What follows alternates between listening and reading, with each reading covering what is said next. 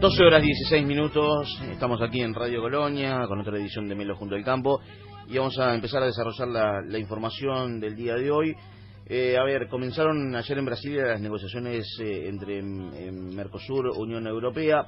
Si bien las negociaciones que son privadas recién empiezan, las partes buscan llegar a un acuerdo en el próximo mes de diciembre. En estas reuniones se analiza la oferta de Unión Europea en materia de bioetanol y carne vacuna.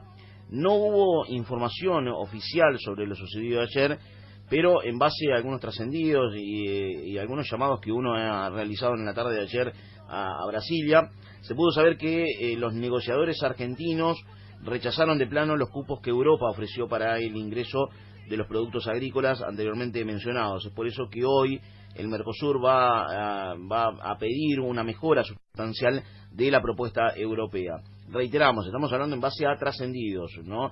La oferta contemplaría el ingreso sin cargos extras de 70.000 toneladas de carne y 600.000 toneladas de etanol que se utiliza para la mezcla con naftas. La propuesta es, en boca de empresarios y funcionarios diplomáticos, cuando menos insuficiente. El stock ofrecido equivale a 138 gramos de carne, 2 hamburguesas por habitante europeo al año, cuando el Mercosur pretende envíos equivalentes al 5% del consumo continental anual. Veremos cómo continúan las negociaciones para analizar esto y otros temas vinculados al plano internacional de la economía. Estamos en comunicación telefónica con Sofía Perini de la Fundación INAI. Sofía, bienvenida, buen día. Martín Melo te saluda, ¿cómo estás? Hola, buen día Martín, ¿qué tal? Bien, todo bien, gracias por atendernos. Bueno, ¿cómo están siguiendo estas negociaciones que comenzaron en Brasilia y que seguramente van a finalizar a fin de año? La idea del Mercosur es cerrar un acuerdo en diciembre próximo con la Unión Europea.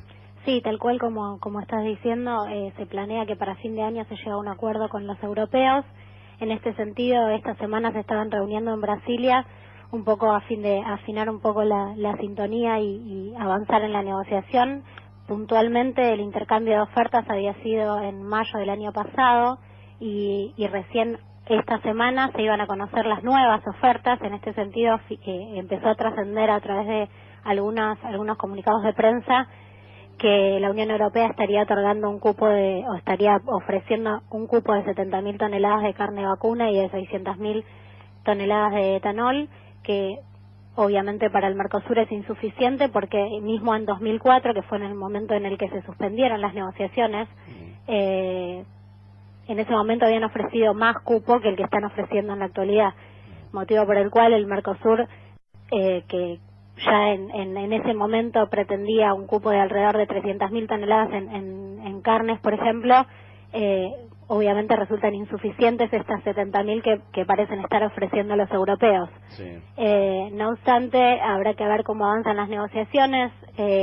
Tengamos en cuenta que en la oferta pasada no había habido oferta ni de etanol ni de carne. Se supone que esto debe tener una mejora sustancial porque si no, productos muy estratégicos, digamos, de la oferta exportable del Mercosur no estarían del todo contemplados en un acuerdo, y es difícil pensar en negociar o cerrar un acuerdo de libre comercio sin contemplar productos esenciales como estos dos. Claro, si bien digamos hay un malestar de los empresarios y también del gobierno nacional que están negociando con la Unión Europea este tipo de acuerdo, hay un malestar porque es bajo el ofrecimiento de la Unión Europea en base a sobre carne vacuna, también sobre etanol, también teniendo en cuenta el potencial de producción que tiene Brasil con su caña de azúcar. También fue bajo el volumen ofrecido por la Unión Europea en materia de frutas y productos de economías regionales, y ayer uno pudo charlar con algunos empresarios que están acompañando a la delegación argentina en Brasilia, y ellos decían: mirá, estamos haciendo declaraciones a las agencias internacionales para que el mensaje, para que el malestar llegara a la Unión Europea, así que habrá que esperar cuál es el fruto de las próximas reuniones que se van a estar realizando en el día de hoy para ver qué respuesta tiene la Unión Europea al planteo de Argentina. Sí, y también hay que tener presente que muchos de los países europeos productores agrícolas también expresaron su negativa al ofrecimiento aún de estas 70.000 toneladas. Claro. La semana pasada trascendió y incluso algunos comunicados de algunas entidades agrícolas de la Unión Europea que no estaban de acuerdo con ofrecer un cupo ni siquiera de 70.000 toneladas, con lo cual resulta un tanto difícil hacer coincidir ambas posiciones, pero se supone que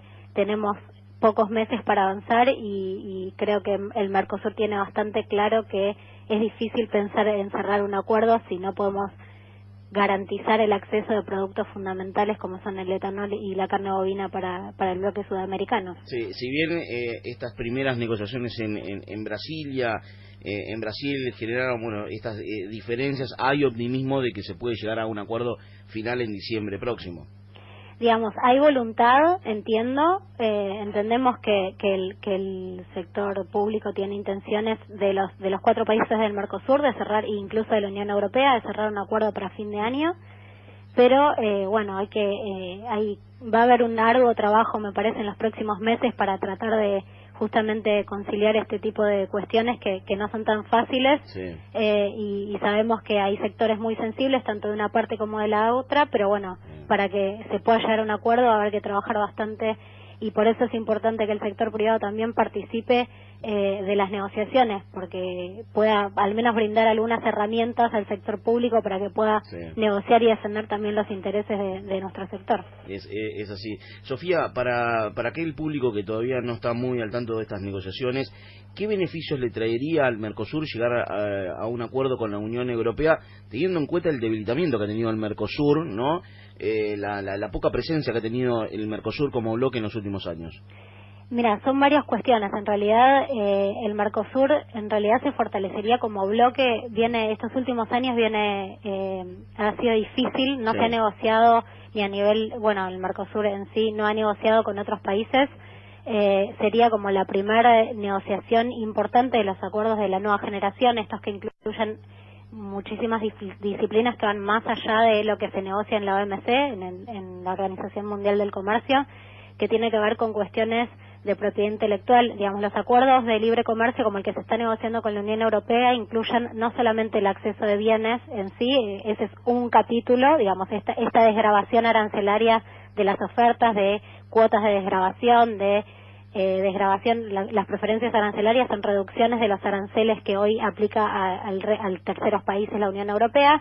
Además de negociarse reducciones arancelarias, se negocian cuestiones de medidas sanitarias y fitosanitarias, propiedad intelectual, desarrollo sostenible, digamos, incluyen un montón de otros capítulos u otras disciplinas que en la actualidad, digamos, no están reguladas. Implicaría un trabajo bastante importante para tratar de conciliar las posturas de ambos países, pero sería un avance sustancial en lo que es en materia de acuerdos internacionales para el Mercosur. Sería un fortalecimiento del Mercosur como institución y a su vez en estos acuerdos, digamos, de libre comercio sería como un puntapié para poder avanzar hacia otros acuerdos como también se tiene intención de avanzar desde el Mercosur. Sofía, Jorgelina Trau te saluda, ¿cómo estás? Hola, ¿qué tal? Buen día, Jorgelina. ¿Se tiene información acerca de si sigue siendo Francia el país más proteccionista dentro de la Unión Europea, que está poniendo más palos en la rueda a la hora de las negociaciones? Y Francia ha sido históricamente uno de los países más proteccionistas y sin duda es uno de los que está liderando el proceso digamos, contra el Mercosur, no obstante lo cual hay otros países también como Alemania y otros países productores agrícolas que también defienden la postura de tener un mayor proteccionismo para evitar que se destruyan los sectores productivos agrícolas de la Unión Europea. Y también destacar, Sofía, cómo todavía lo que es Argentina, lo que es Mercosur, la poca participación que se tiene en lo que es el mercado mundial respecto de las negociaciones con otros bloques. Ustedes manejan todo lo que es el ámbito internacional y las negociaciones agrícolas exactamente.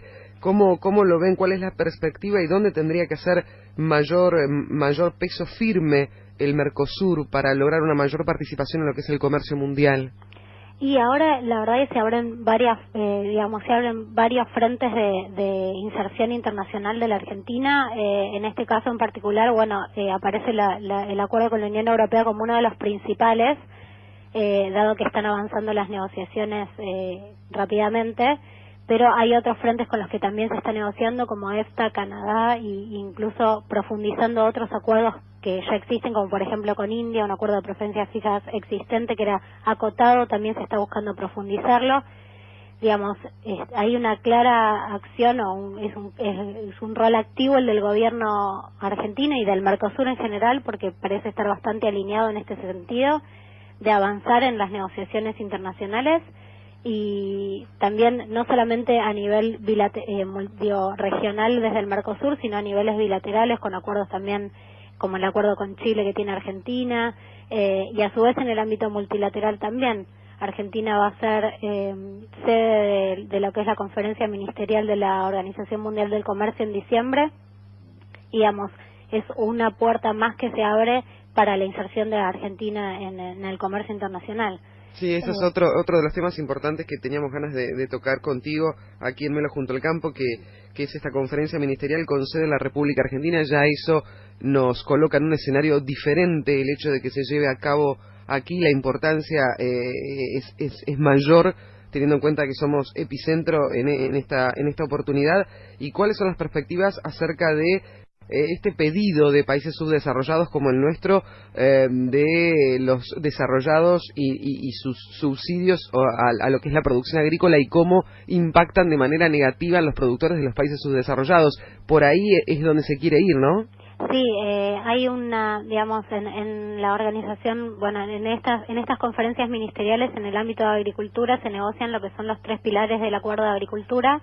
Uno de esos pilares es el de ayuda interna, que son justamente los subsidios a la producción, y bueno, se espera que hay, digamos, alta prioridad y hay como coincidencia por parte de todos los miembros de la Organización Mundial del Comercio en avanzar sobre este pilar, que tiene que ver más que nada en limitar esos subsidios a la producción. Los países desarrollados tienen altos niveles de subsidios, pero hoy por hoy los que más se encuentran avanzando en el otorgamiento de subsidios son los subdesarrollados o los emergentes, como China. China es uno de los principales países otorgantes de subsidios hoy por hoy, casi con el 50% de las ayudas otorgadas a nivel internacional. India también. Y entonces lo que se busca es avanzar en, de alguna manera, limitar estas ayudas, porque hoy por hoy las ayudas que se otorgan están sujetas a los niveles al valor de producción de cada uno de los países. Esto quiere decir que si cada país aumenta el nivel de producción, tiene posibilidades de aumentar su nivel de subsidios otorgado, y está dentro del marco de lo que es posible otorgar. Sabemos que estas ayudas distorsionan el comercio en muchos casos, y está permitido, o sea, es legal otorgar subsidios hasta determinados límites, pero al estar sujetos a estos valores de producción, lo que hacen es ser crecientes. Claro. Entonces, un poco lo que se busca es ver la forma de disciplinar, lo que se llamaría en términos internacionales, este tipo de subsidios, para evitar justamente que sigan progresando y sigan interfiriendo en el comercio internacional. Brevemente, sobre todo porque los países que menos otorgan. Sofía, brevemente, porque lamentablemente no tenemos más tiempo, pero me gustaría conocer los otros 2 pilares de este acuerdo de agricultura al que hacías referencia. Los otros 2 pilares son competencia de las exportaciones y acceso a mercados. En el caso de los subsidios a las exportaciones, que ya en la última reunión de Nairobi ya se ha negociado la eliminación de los subsidios a las exportaciones. Se llegó a un acuerdo en función de eliminar los subsidios a las exportaciones, con lo cual no hay mucho margen para avanzar en esta ministerial. Y en acceso a mercados, bueno, es una asignatura pendiente que tenemos, pero que está muy vinculada con el acceso de productos no agrícolas, los famosos NAMA. Sí. Y bueno, ahí es más difícil el avance en este pilar, pero bueno, pues está atado justamente a la negociación, no en materia de agricultura, sino de otros productos. Sofía, gracias por este tiempo, abrazo grande. Que sigan Muchas bien. Gracias a ustedes. Gracias. Sofía Perini, integrante de la Fundación INAI, el Instituto para las Negociaciones Agrícolas Internacionales. 12 horas, 30 minutos.